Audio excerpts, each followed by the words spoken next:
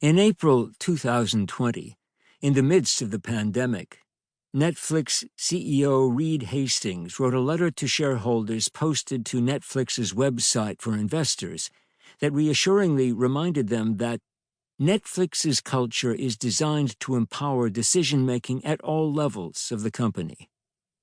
He went on to say that within 2 weeks of the shelter-in-place orders going into effect in Los Angeles, most of their animation production team was back up and running, working from home. On the post-production side, they were able to get 200-plus projects going remotely, and most of their series writers' rooms were operating virtually. The coronavirus shock was extreme, but even in a normal period, the burning question is, against today's digital behemoths, do others stand a chance? Unequivocally, yes. Traditional companies across the board are in the early stages of becoming digital.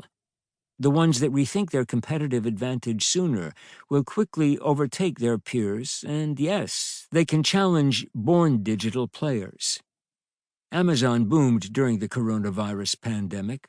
So did Walmart, because it was further along in digitizing its business than many legacy retailers. No competitive advantage is ironclad. It must be earned on a daily basis. Amazon still dominates e-commerce, but Walmart is on the rise. For years, Netflix was virtually alone in the video streaming market space, but now digital giants Amazon and Apple have ramped up their presence, along with traditional players Disney, NBC, and Warner Media. Netflix subscribers surged to 182 million in the first 3 months of 2020, when everyone was stuck at home.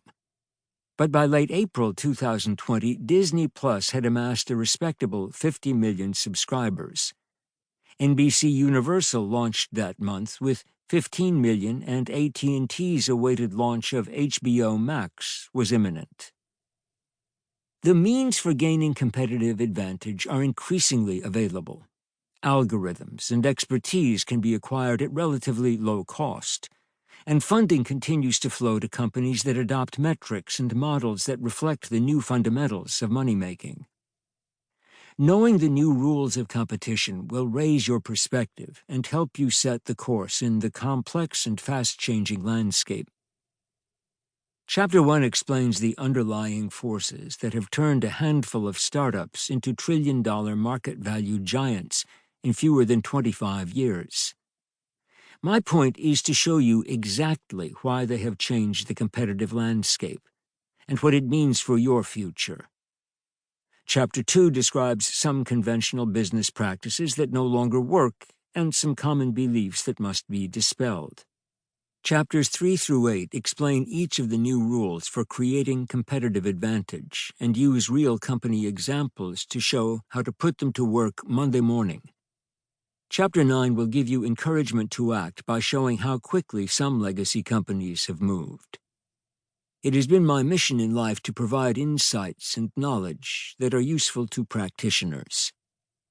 I hope this book succeeds in that mission.